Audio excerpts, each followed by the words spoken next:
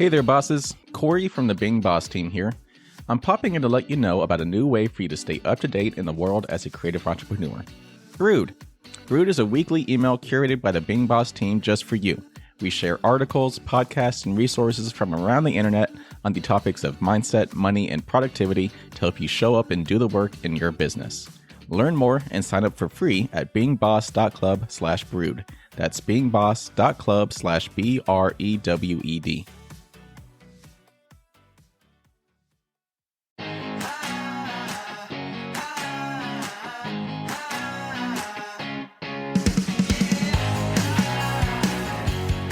Welcome to Being Boss, a podcast for creatives, business owners, and entrepreneurs who want to take control of their work and live life on their own terms. I'm your host, Emily Thompson. Here we are, the first episode of the second era of Being Boss. I'm here recording all by myself today, and honestly, it feels a little weird. It feels right, but it feels weird. The truth is, as a creative business owner, you're likely not at all a stranger to being alone. Working alone, standing alone in your dream or your vision. Creativity is often a solo path, and though I'm obviously a huge fan of collaboration, not everyone is built for collaborative work. And entrepreneurship is certainly a lonely road. Even with a team, being at the head of a business or a company will inevitably leave you feeling alone at the top. As such, you need to cultivate some skills that enable you to support yourself in your journey. Today, I'm here to talk to you about being a creative and building your business when you're all by yourself, sharing some mindset shifts and practical tactics for having your own back as you show up and do the work. I'm here to guide you in being your own biggest fan, your own cheerleading section, your own hype squad. From solopreneurs to bosses with a team, Freshbooks Cloud Accounting is here to make the management of money in your business a breeze. In fact, the Freshbooks Notification Center is like your very own personal assistant. It always lets you know what's changed in your business since you last logged in and what needs to be dealt with pronto, like overdue invoices. And if you ever have a question, the FreshBooks Help Center likely has the answer. It's filled with easy-to-navigate support that answers everything from how to get started to how to start getting paid. FreshBooks is the easy-to-use invoicing software designed to help creative entrepreneurs get organized, save time invoicing, and get paid faster. Sign up now and get 50% off your first 3 months by going to freshbooks.com/beingboss and entering Being Boss in the How Did You Hear About Us section. That's freshbooks.com/beingboss. So here we are today to talk about being your own biggest fan and cultivating a strong sense of self-reliance and some healthy mindsets and practices that will leave you feeling empowered in your work, even when you're doing it alone. But before I get started, I do have a few pieces of housekeeping that I need to complete before I can begin. First off, it's official.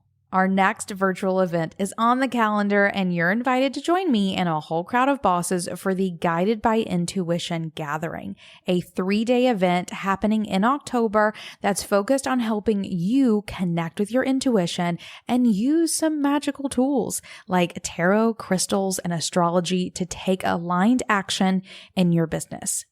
I know that so many of you are here because for years we've walked the line between what we call the woo-woo and the very practical business stuff.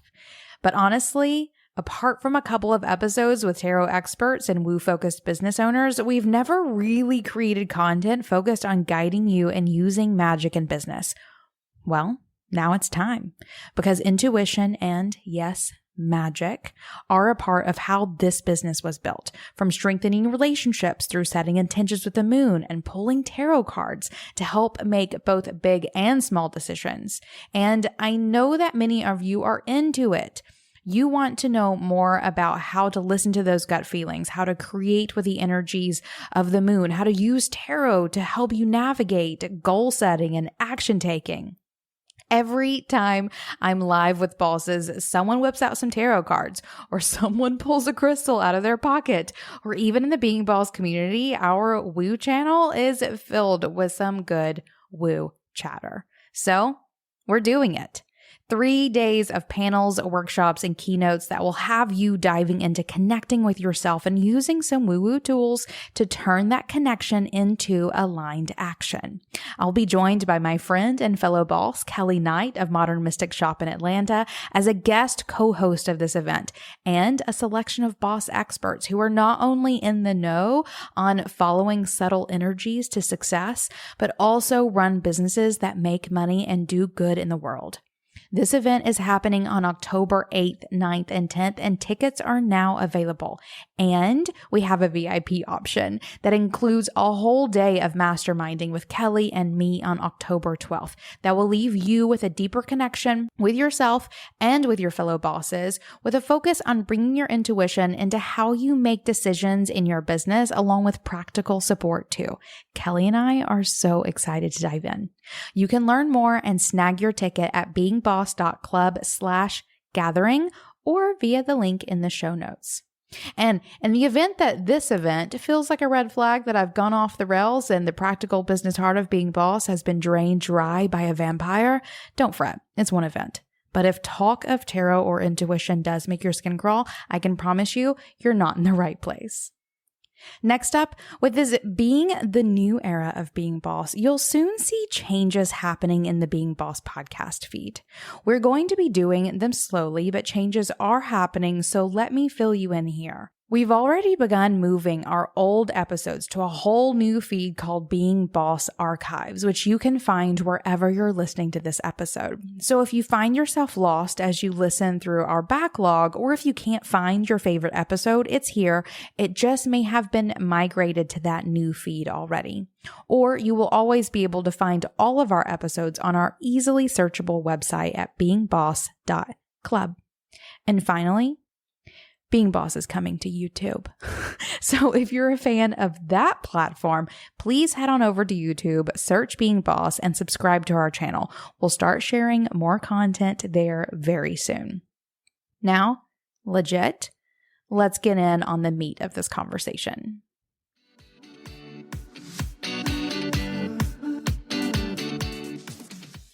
So, you're a creative or a side hustler or a business owner or an entrepreneur, or maybe you're an intrapreneur, or in some other way identify with this message of being boss, which means you're likely feeling at least a little alone.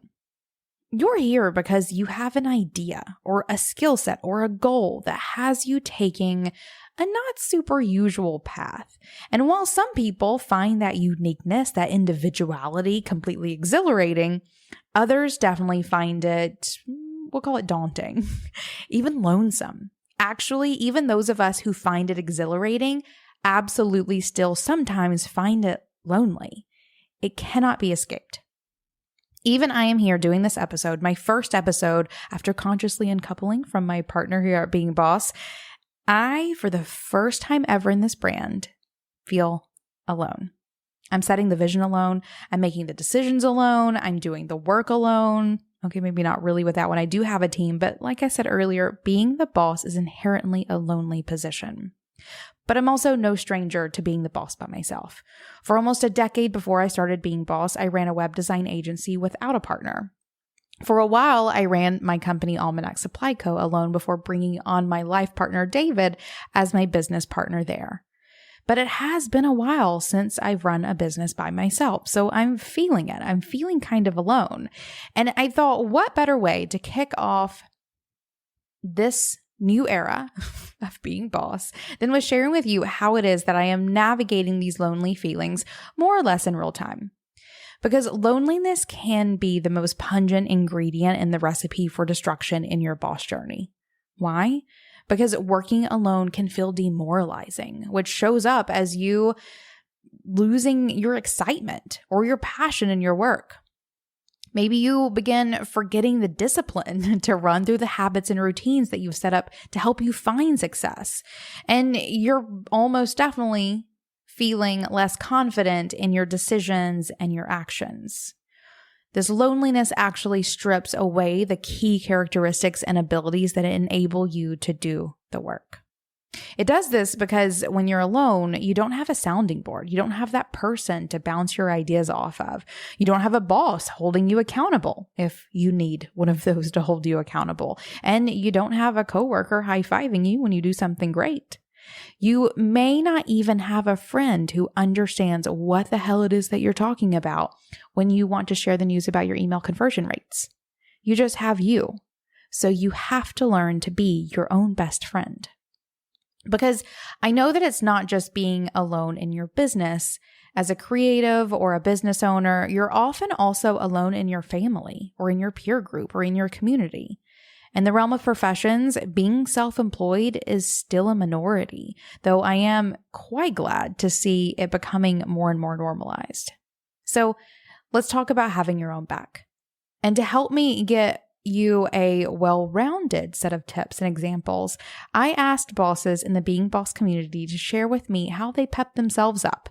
So as I navigate this topic here for myself, I will also be peppering in some of their insights into what I'm sharing too. Because I recognize this as being some of the most foundational work you can do. Being boss is believing that you've got this. And as a creative or a small business owner or whatever, you are the pinnacle of support in your business. Without you, without your own well-being, your own passion, you'll make none of the impact that you want to make. So, let's dive in. I've come up with a couple of sort of buckets of information that I want to share here. And the first two things on my list are baby steps. They're sort of the foundation that you lay in order to truly support yourself. It lays the groundwork for the basic mindsets that you must have to really have your own back. And the first one is practicing gratitude. And I know that that feels so overdone right now. It kind of even makes me tired just saying it to you now. But you're here because you want more satisfaction in your life. You are here on this boss journey. This is the reason why you decided to embark on this boss journey. It's for more satisfaction. It's not for the healthcare, right? It's for satisfaction and fulfillment. And satisfaction comes when you fulfill a goal. But oftentimes bosses are so tied up in doing the work that they don't stop and look around and feel the satisfaction when achievement happens. We'll get to that a little more in a minute. But I also know this to be so very true because every time we do our CEO Day kit with a group of bosses, and I've done it with hundreds of bosses at this point, maybe over 1,000. Maybe I'll run those numbers one day. We do this exercise called the change cycle. And one of the parts of the change cycle is this phase in evolution and doing the work where you stop and you rejoice, right? You enjoy the fruits of your labor. You celebrate. And no boss ever gets stuck there. If anything, we just fly over that change, that part of the change cycle over and over again. We all do it. But it's very important to stop and feel that satisfaction in what it is that you're doing.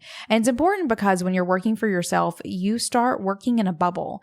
I mean, raise your hand if you've ever forgotten to take a lunch break. I do this all the time. If I didn't have a kid, I'd probably never eat. I'd wake up on Monday morning and basically work nonstop until Friday evening without ever showering or eating if I didn't have a family. Why? Because I love my work. And I don't have a lot of other cues to get me to clock out for a lunch break. I just put my head down and I do the work. But a daily or a weekly gratitude practice will actually begin training you to stop and look around. If you prompt yourself every day to be grateful, you're practicing mindfulness and awareness that links gratitude and satisfaction. With this practice, it is actually for sure more than my kid wanting dinner that keeps me from working 24/7. One of the things that I'm constantly grateful for is my house. I love my house. It's cute and it's cozy and I love being in it. And because of that, I don't need a cue from my coworkers, them clocking out at the end of the day for me to clock out. I just remember that I have a front porch and it's calling me and I need to be there. And when I'm sitting out there, I'm so aware of the work that I've done to afford me my house and this front porch. And that gears me up to get back to work the next day. So this gratitude practice really does instill in you these little reminders to stop and look around and feel the satisfaction, because that feeling of satisfaction comes with recognition, and recognition is what a gratitude practice flexes.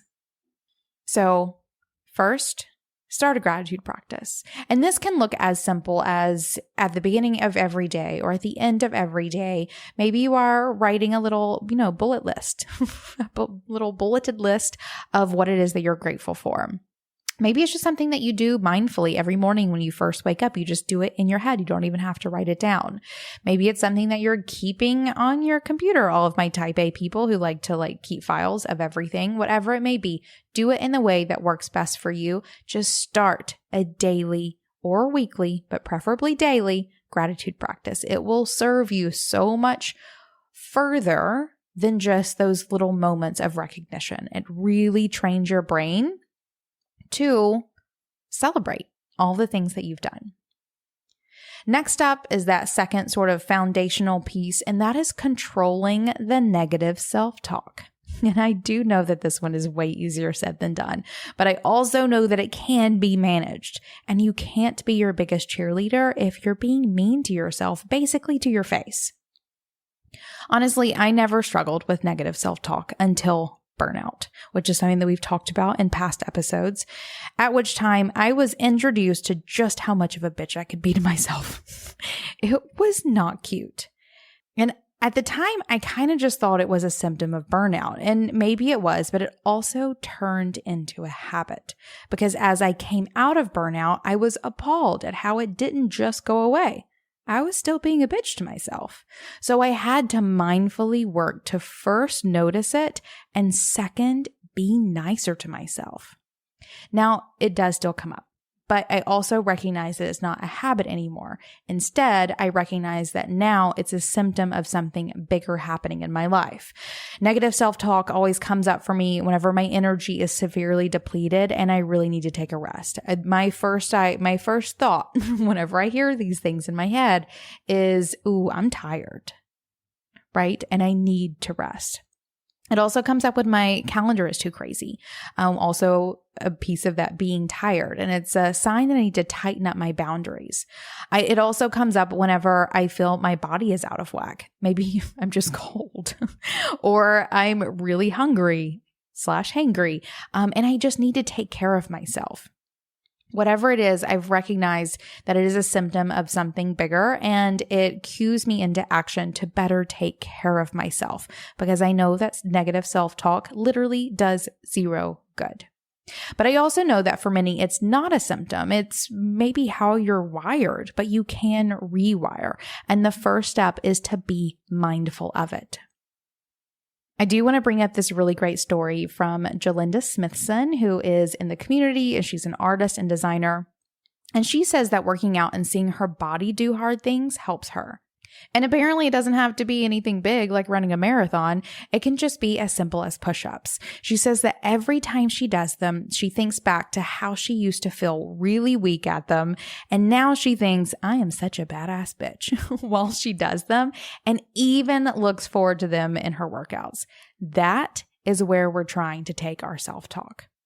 And to flip the script on yourself, I love this mindset shift from Deanna Joy Spencer, an educator and content creator in the community.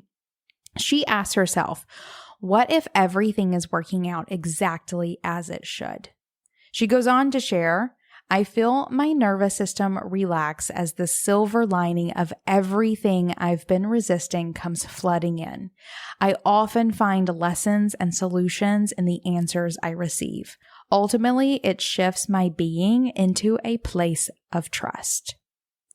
How is that for a mindset shift? And basically everything that follows sort of these two beginner sort of mindset foundational setting little practices creates a positive feedback loop for eradicating the negative self-talk. So you're going to begin being mindful of it. You're going to do all the things that I'm about to tell you. And what will actually happen is you'll have less negative self-talk, which will help you do more of the things that follow, which will result in even less negative self-talk. I think you see how this is going. It's all connected. So for now, I'll just say to start being mindful of it. And to practice some serious mindfulness around your thoughts and to take you further into rewiring, I cannot recommend enough the self-coaching model presented in Self-Coaching 101, which is a book by Brooke Castillo, who has been on the guest on Being Boss a couple of times before. And we'll be sure to include a link to that book in the show notes.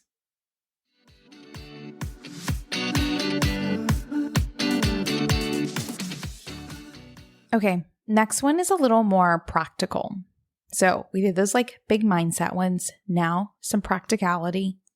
And this one is going to be very different for everyone, though there is like this blanket idea, and that is you have to set yourself up for success.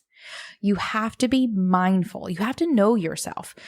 One of those like core tenets of being boss is owning who you are, knowing what you want, and actually making it happen, right? It's like a simple definition of what it is that we are all doing here. But you can't own who you are if you don't know who you are. So start with some mindfulness. Know what you need to set yourself up for success. So personally, I need a lot of sleep, like a lot of sleep. And maybe not like, I don't need like 12 hours a night, nothing too crazy, but I really need a good 8-9 hours every night. And so if I'm not getting that, I know that nothing I do is going to be as great as it could be. So I make sure that I'm prioritizing lots of sleep. Maybe that's your jam. Maybe it's not. Key here is I know myself, and I know that's something that I need. Likewise, maybe you need to be super conscious of what sort of eating situation you have for yourself. Maybe you need 3 square meals in a day. Maybe you need 5. Maybe you need like 20 little meals, whatever it is. How are you fueling yourself? And is that going to be setting you up for success? Also, your working situation. Do you need a standing desk? Do you need an extra squishy chair? Do you need a couple of workspaces so that you can sort of move around during the day? Personally, I've discovered that I need a view, which is real weird maybe, but it helps. And it doesn't have to be much of one. I love that I live in sort of the foothills of the Appalachian Mountains. And so I'm not surrounded by big mountains, but I do have some like smaller smaller hill mountains around me. And whether I'm working at my office, the Being Boss office, or if I'm working at my office at home, no matter where I am, I can see out my windows just a hint of one of those hills in the distance. It's not a grand view. It'd be great if it were a grand view, but I need to be able to see something. And I found this out over the years. Every time I position my workspace so that I'm against a wall, I get real, and like even as I'm saying this, I'm like putting my hands up by my, like I almost can't even deal. Can't even deal. I start getting very claustrophobic. I start getting very tense. I have a really hard time focusing. So for me, it's understanding myself enough to know that I need to reposition my desk so that I'm not looking at a wall. And it is really very best if I can see something in the distance. Because even literally as I'm saying this, I am looking out at these mountains because as I'm processing thoughts, I look to the distance. As I am having phone calls, having conversations, as I am sharing these things with you, I am just the kind of person, I don't know what kind of person that is, but I need to look out in the distance in order to be my best self, I suppose. Literally, as I'm saying this, like my hands are up in the air, I'm looking out at these mountains, and I'm probably look completely ridiculous. But I know myself and I'm fine with that. And that also sort of brings me into thinking about your workspace, right? So really setting yourself up to show up at work, to do the work that's going to get you to those successes, that's going to make you feel great so that you're talking less shit to yourself, so that you're doing better work and like keeping that positive feedback loop moving forward. Think about your workspace and prioritize that. We're going to be talking about that a little bit more in later on in this episode, but that is a key here for setting yourself up for success. This also may be, I'm talking very light physical space here, but it could also be related to your own mental health, to your own physical health, which I talked about just a moment ago. It could be making sure that your relationships with the people that you work with, your vendors, your clients, your customers, your team, all of those people, are pleasant enough that you can do the work. Do what you need to do consistently and proactively. Do the work that you need to do to consistently and proactively set yourself up for success. That is like the behind the scenes journey, basically, of every boss. Is you're not only moving forward, but you're also positioning yourself within this space to move forward. I will say too, a couple of bosses in the community also mentioned that surrounding yourself with mantras or affirmations can also be really great reminders when you're in a slump. So that can be helpful too. I personally have a piece of artwork, turning around, looking behind me on the shelf in my office that says, "Creativity is a fucking work ethic." And I love it. Completely love it. I think about this all the time whenever I can't call myself a creative entrepreneur unless I am willing to show up and do the work. So whatever it is that you need to be reminded of, put those reminders in your life, in your workspace, so that you are getting what you need. You, like old you, is setting now you up for success. So we're talking about working alone today, but I know that the fact of the matter is that a lot of you have a team. Or if you don't, you're thinking about it. And it's likely that the dreaded payroll is standing in the way of you taking that next step. Calculating taxes, deductions, compliance, that's not easy, unless of course you have Gusto. Gusto is a simple online payroll and benefits system built for small businesses. It automatically files your payroll taxes and directly deposits your team's pay. Plus, you can offer all kinds of benefits like 401ks, health insurance, workers' comp, and more. Sign up now and get 3 months free once you run your first payroll. Go to gusto.com/beingboss. That's gusto.com/beingboss.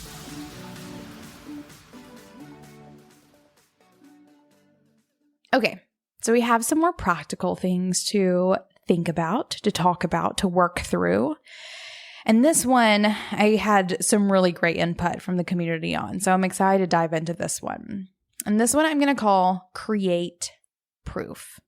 In the past, in lots of interviews that I've done, people are always asking, like, how do you get over fraudy feelings? How do you keep moving forward? How do you maintain your ability to be an entrepreneur after a decade? All of these things. And my usual answer is look for proof, right? To look at past accomplishments, to find the proof that you can do hard things. I'm going to elevate that a little bit with this one and say you need to create or gather proof. Don't just look for it.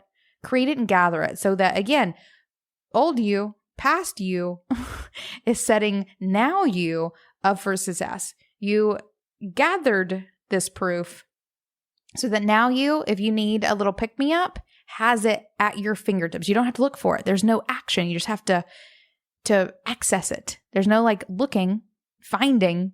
It's just look at it, which I said is, you know what I mean. You know what I mean here. So this is really important because it is easy to not even realize what all you have accomplished. It's so easy not even to understand how many days in a row you have shown up to do the work, how many clients you have serviced and offboarded happily, how many amazing projects you have completed, how many gorgeous pieces of art you have completed and sold. It is so easy to not even realize what all you've created. But by collecting proof all along the way, by gathering it, you are putting it in one place so that you can access it when you need it. So we're going to talk about systemizing, creating that proof, and just as importantly, reviewing it. And this can look a couple of different ways. One is you need to keep a to-do list. I think that's just really great time and project management skills. But keep it and review it. So you're going to keep your to-do list and you're going to see how much you're checking off. Meg McConnell, who is a graphic and web designer in the community, seconds this tactic, saying that the simple act of crossing the items off her to-do list delivers satisfaction. And I agree with this. There's nothing more satisfying than going and marking off all the things on your to-do list. I also highly recommend keeping a goal list and referring back to it often. Jolinda, who is the boss of those push-ups I mentioned a minute ago, does this bullet journal style so that she can see it visually. As a creative, a lot of us need to see things very visually. However, I personally do this in Notion, which is also very visual, but also very techy, which works really well for me so that I'm able to reference it wherever I am. I can just pull it up on my phone. And when it comes to checking back in, Gabrielle Blades, who is a branding and print designer in the community, I love this, guys. She checks in every new year and on her birthday, which for her lies 6 months apart, to reflect on the things that she's proud of accomplishing, both professionally and personally. So you're going to keep this goal list and you're going to go back to it.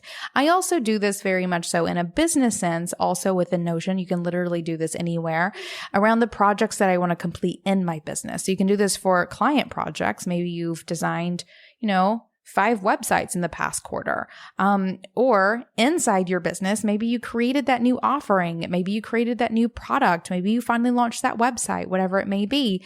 And as I'm keeping these projects proactively for planning ahead, I can also reflect on them as I move past them to see all of the things that I've accomplished in my business. I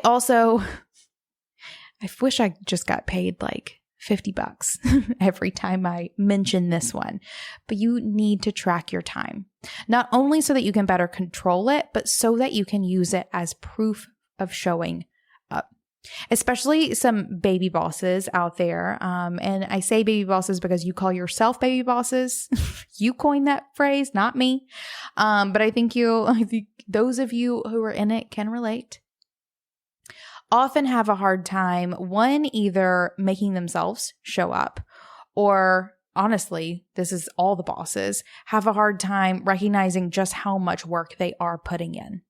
Whenever you track your time, there's no question. This is an act of consistently gathering this proof so that one day you can sit down and go, oh, I did actually spend 30 hours working on my business. I always get those mixed up.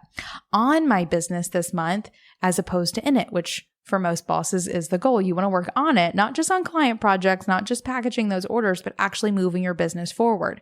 You may not even recognize how much you are or are not doing if you're tracking your time. One of my very favorite pieces of time tracking that I've done in the past has been around writing the Being Boss book.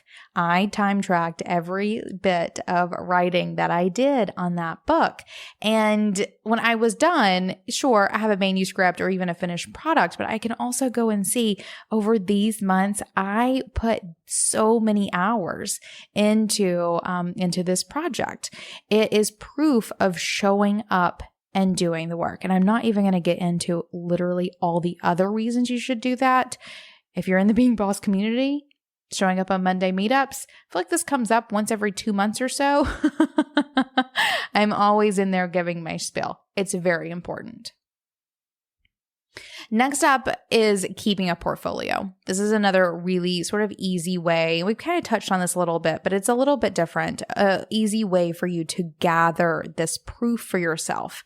Keep a portfolio of the projects that you've completed, not only for marketing purposes. Yes, there are absolutely some uses there, but also very much so for your own proof, so that whenever you're having one of those days where you're like, oh, I'm an awful designer.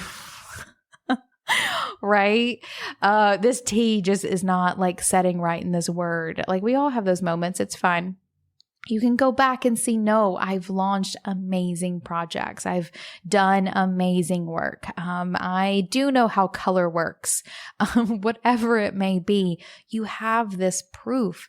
Not only that you can do great work, that you will do great work, but it also will show you your journey in getting better. And this proof that by showing up and doing the work, you are continually improving your skills as well.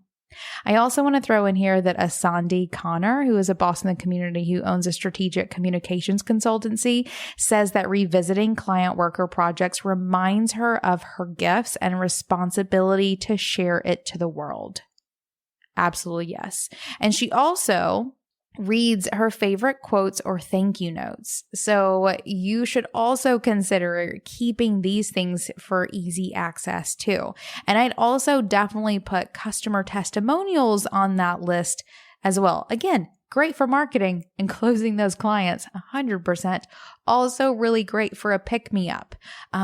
So, one of the things that I actually haven't done it in this office, but in my old design studio, we had this pegboard that we kept all of our client thank you notes on. And if we were ever having a bad day or something wasn't going right, or maybe didn't have a dreamy client and we thought that we were awful and we didn't know how to do our jobs or whatever it may be, we had this proof sitting there hanging on the wall, looking at us in the face. And sometimes that's enough, but sometimes you also need to get up and read them. So all of this to say, as you are showing up, as you are doing the work, you are creating proof. You also need to gather it so that future you, in that moment of need, has easy access to the proof that they need in order to pick back up and keep going.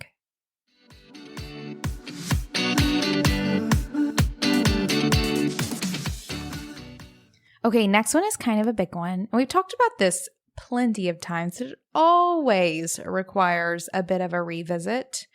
And this is celebrating your wins. And it's celebrating your wins by yourself. I think that's like step one, because we are talking about doing this alone, right? We're talking about what it feels like to show up by yourself to do this work. And you have to learn to feel solo satisfaction. And I'm not by any means saying that you should not share with a friend. I think you'll definitely hear more about that in a second. I'm not saying that, sharing your accomplishments with others doesn't actually heighten your own feeling of satisfaction, because it does. But it's also very important for you just to feel your own pleasure with yourself. It's the word that's coming to mind, but why not? Let's use that one. It's important to feel satisfaction alone, period. So we're going to talk about celebrating wins, for real celebrating wins, and otherwise rewarding yourself. And not just for big things, but also for small things. So I think the easiest one here is just treating yourself, to mark your accomplishments with a treat, big or small. Kim Dow, who is a boss in the community who owns a design studio and a magazine called Sass Magazine, you should totally go check it out, says that she will treat herself to something as simple as reading outside for an hour on a day when she gets something specific done, or to a piece of chocolate, which she's totally a boss after my own heart. Meg, who liked checking off to-do lists earlier, shared that getting out of the house and snagging an iced tea from a drive-thru is her version of a daily reward for doing the work. And I know there's a whole thing about using food as a reward, so please watch your triggers here. But for some of us, it works. I personally engage in the chocolate reward, or maybe it's not even a reward. I think it's probably a daily ritual because, or even if it's a bad day, I'm still going to have my chocolate. It's hard to tell what I'd like to call it. But I do also love celebrating wins with a meal out with my partner or my friends, though that is sort of sharing. So maybe we just hold that one till later. Or a nice cocktail or a bottle of wine. Again, maybe not drinking alone. But it is treating yourself to little things that bring you joy. And I also like celebrating with things that are less consumable too, because when you consume something, you consume it and it's gone, right? But if you are celebrating with things that stick around, it's not only a celebration in this moment, but it also acts as a reminder for years of that thing that you accomplished. In the Being Boss book, we wrote about how we've always liked to celebrate wins with jewelry, with little mementos that we can wear and we can remember that thing absolutely forever. I personally have a collection of rings that I've purchased over the years in New Orleans, and I've purchased them to celebrate the wins of each of our vacations and completing the Being Boss book shoot. So for every vacation, I have this ring that every time I put it on, I remember that vacation or the Being Boss book shoot. And these are some of my favorite pieces of jewelry. And each one of them is less than $100. They're just like chunks of mineral. Like, I have an amethyst one. I have a merlinite one. I have one that has like a really cool chunk of meteorite in it. And they're just set in sterling silver. So nothing crazy fancy. And every time I wear them, they remind me of not only the hard work and the accomplishments, but all of the memories around those events as well. And of course, you can celebrate with more usable items too, which kind of leads us to a future point as well. But an example of this is how I celebrated becoming 100% owner of Being Boss by treating myself to investing in a top shelf microphone and some upgrades around my office space. And now every time I walk into my office or sit down to record, I'm reminded of my accomplishments. And I feel this like little energetic pat on the back. Because that's really what setting all of these things up for is that your entire life becomes this celebration of you doing your work. And I'm not going to feel guilty about that statement literally at all. I think, and here's why, because it will fuel you. It will fuel you to keep going. But I also have to share this little tidbit because if you really want to do this like a boss, if you really want to treat yourself, you need to take note of these tactics by Sally Netherwood, who is a leadership coach in the community. Sally likes to celebrate her wins before they happen. What? She says that if there's a business opportunity that she wants to nail down, she will spend a little bit of money to draw the deal through. That the energetic flow of money demonstrates confidence in herself and in her belief that she can do this. Now that is some next level like manifestation and celebration for sure. So whether you are treating yourself with a little bit of extra time, like Kim and reading her book outside, or a piece of chocolate like me and Kim, or if it is a piece of jewelry, or it is an investment in your life or work, whatever it may be, learn to celebrate, learn to pat yourself on the back, learn to see the worthiness of your accomplishments, and how they turn into bettering your life. A couple of months ago, I took on this little project, and one of the things, it was going to be difficult. I knew it was going to be, and one of the ways that I sort of talked myself into taking it was really thinking about how I was going to celebrate whenever I was done. And I remember having a conversation with David, with my partner, my life and business partner, David, and I told him, I will do this project, but I want it to make my life better. Right? I don't want to just take this and have some money in the bank or pay more down on our house. Those things are very, very important. I want to feel an impact on my life by doing this thing. So in that, celebrating has even become a part of my decision making. And it affects my decision making because I've made such a mindset shift into that being part of the process that I'm literally kind of thinking about it first. And not quite like Sally, who was really taking it next level. But there is something there to really coming to terms with, really accepting, with really making it a part of the process that you are not only going to in that moment, feel the satisfaction, which we talked about with the gratitude practice, and that's definitely part of it, but it will actually result in an action that is celebration. And it should be something that you do, that you can do alone, and then also you can share it. But you can also get satisfaction by doing it alone.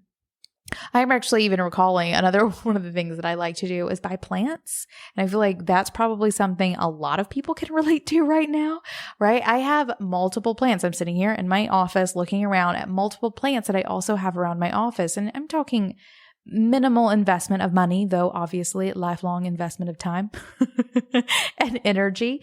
But plants that have marked moments as well. I have a couple of plants.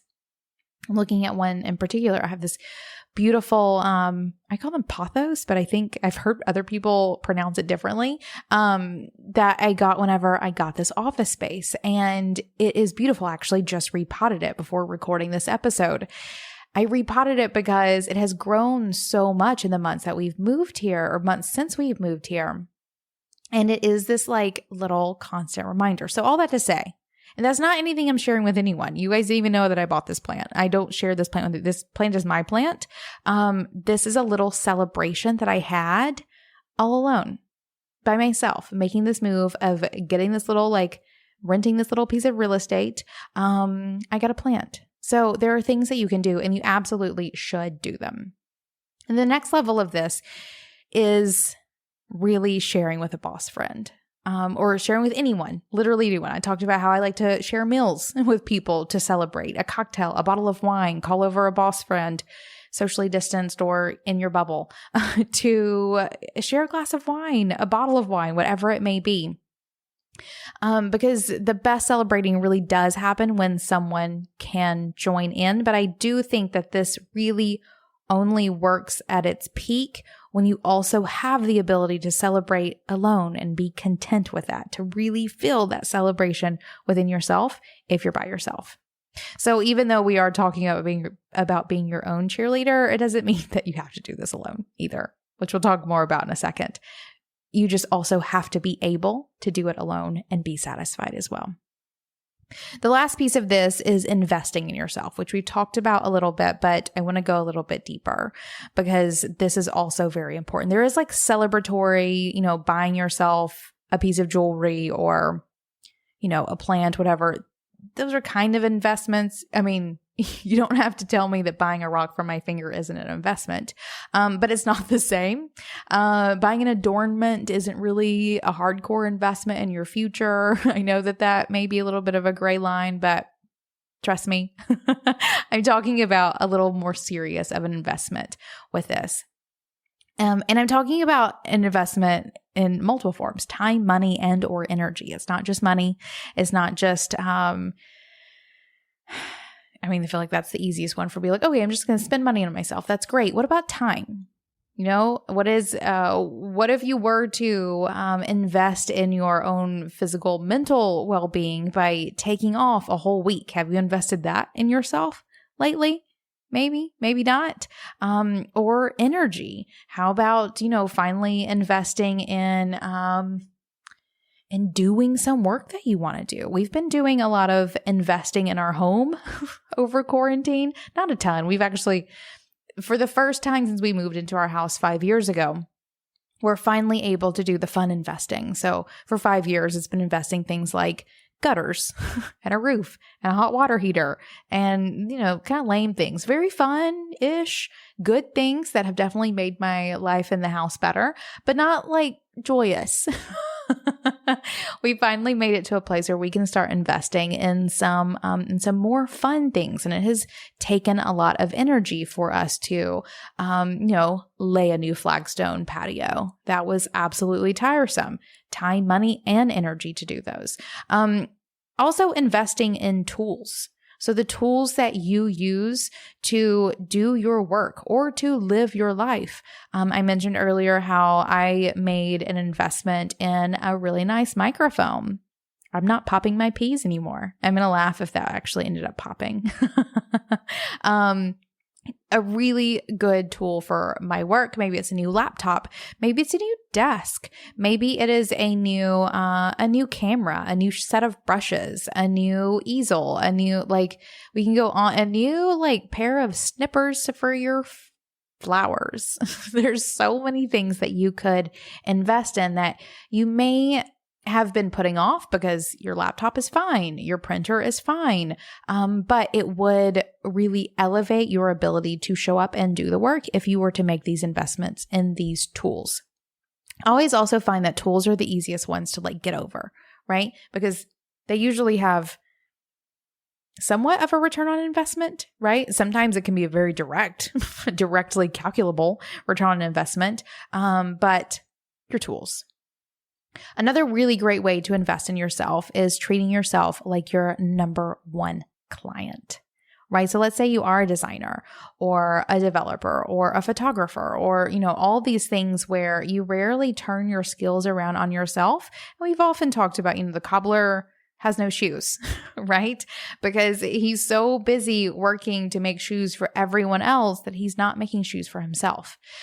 That is an investment. It's an investment of your own time, money, and energy into doing the thing that you're great at for yourself, right? Copywriting, designing, organizing. There are so many things that you could be doing for yourself, and that is investing in yourself. And I will say too, another one of these really important pieces of investing in yourself is that it is proof, right? Gathering proof here of your understanding of your own sense of worthiness. And it's really hard to work alone when you don't think you're worthy of maybe even some basic investments, right? It's like your cubicle partner's an ass or incompetent or not good enough or whatever it may be. You are your cubicle mate, right? You have to find yourself worthy. You have to understand your worthiness and you have to invest in yourself so that you can continue growing. You are worth the investment. And this happens in sort of two places. It happens on the personal level, where you need to take part in things or invest in things that give you energy. I mentioned mine is sleeping whenever I want. That is time. And no, not energy. That is time that I am investing in myself every day, every night, more than most people. I also have been taking lots of naps lately and literally no regrets, no guilt whatsoever. That is time that I'm investing in myself. I also really love taking the time to read just for fun books. Back in the day, I like to invest in travel. For me, that has always been something that gives me a ton of energy. At the moment, it's investing in really good food. So organic fruits and vegetables, grass-fed beef, the kinds of food that's going to make me feel really great. That's an investment of time, money, and energy because I'm having to cook it, right? There is an investment that has to happen on a personal level so that you can really show up as your best. The next is to invest in yourself on a professional level. So talked about those new tools like a laptop or a microphone or an office space so that you can get out of your house and go work for once, whatever it may be. It could be a new computer chair. How many people I was recently shopping for a new computer chair. I left my computer chair in my office, obviously, while I was quarantining. So for 3 months, it sat, what I didn't realize was in direct sunlight. So whenever I came back, the faux leather sort of covering was flaking. It made a mess. It was really itchy on my legs. So I started looking around for buying a new office chair, and you basically can't buy office chairs right now. So everyone is buying office chairs. They were all out of stock. So maybe you need a new office chair. Maybe you're the reason why I couldn't get one because you've already bought one, in which case, high five. High five for investing in yourself, for seeing that worthiness, for understanding that that tool would help you better do your job by being your own biggest cheerleader, your own boss, right? Your boss would have walked in and been like, ooh, that chair looks like crap. Do you need a new one? Right? Your boss would have prompted you getting a new chair, but you are being the boss of yourself. You're looking at that chair and going, ooh, it's about time, and investing in a chair on your own. Also, another very important piece of investing is furthering your own education, or otherwise getting a coach, right? So thinking about how it is that you can better your brain. We've always talked about being bosses, about being a lifelong learner. Books, trainings, coaching, mentors, communities, masterminds, so many places where you can invest in furthering your own ability to show up and do whatever work you're here doing. And I'm hoping here that we can let's start wrapping this up a little bit, because what I want you to realize is what all of this is about. It's about consistently working for yourself, right? It's about being your own boss. Maybe that's what the title of this is. I always name these afterwards. And this one I've been struggling with. There's like a million things I can name this with, but it's like how to be your own boss. Is that it? We'll see. You'll see whenever we get there if that one made the final cut. But it is all about surrounding yourself with little reminders. It's gathering that proof. It's making sure the tools that you use are going to actually help you. Like, how many times have you walked over to that broken printer and gone like, ugh? Just simple as that. Like, remind yourself that you are taking care of yourself by taking care of yourself, so that every time you go over to that printer and print, you're like, yeah, I did this, right? That little shift can change everything, because like I said earlier, all of these things create positive feedback loops. Once you get going, they'll just spiral into each other that will lead you further and further into success without the help of anyone else to get you there, without a boss holding you accountable, without that coworker high-fiving you, without anyone there to hold you up, because you're holding yourself up. High five.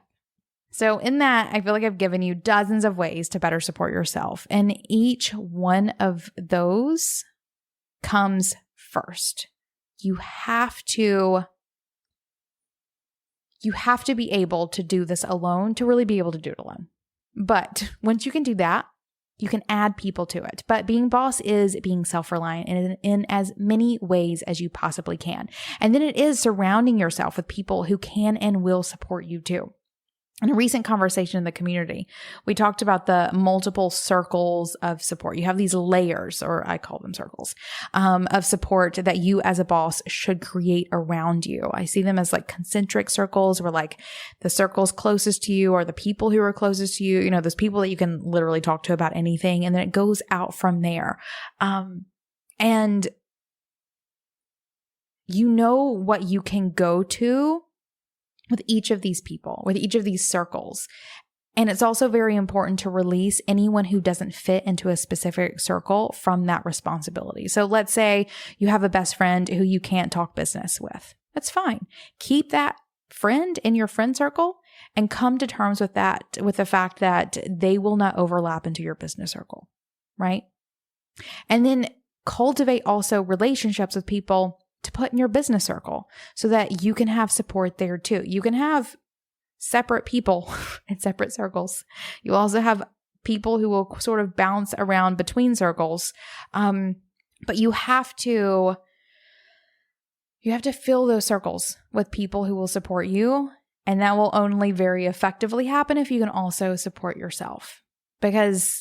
And then let's talk about this sort of business circle, because from business besties and your Instagram pals to your mentors and coaches, it is important to, once you can support yourself, or really at the same time, you can do all of these things at the same time. You can make connections with people who can supplement your strengths and who can also cheer you on along the way. And remember, this is only truly effective. It only really works if you're also great at cheering yourself on too. And I will say that after going through all of this, after talking to the community about ways that they can cheer themselves up to, and with the amount of flapping that I just did with my arms, I can definitely tell you that I think I'm going to be okay. I think I'm probably actually going to be great doing these episodes occasionally all by myself. And I do know that with my circles of support, whether it is my mastermind group, my business besties, definitely my team, with the people who are in my business circles of support, I'm not alone, right? It's just a feeling. And past me has definitely done so many things to set now me up for success. And with that, I'm able to just show up and do the work. Now, I will begin wrapping this up, and though it was not my direct intention here, I think the Being Boss community has done a great job here at showing you just how supportive they are too. From sharing tips on being your own biggest fan to workshopping hiring new members of your team and a gazillion things in between, our community of bosses is a circle of business support just waiting for you to plug yourself into it.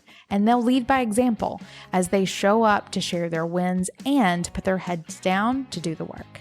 You can join in on so many conversations or strike one up of your own by going to beingboss.club/community.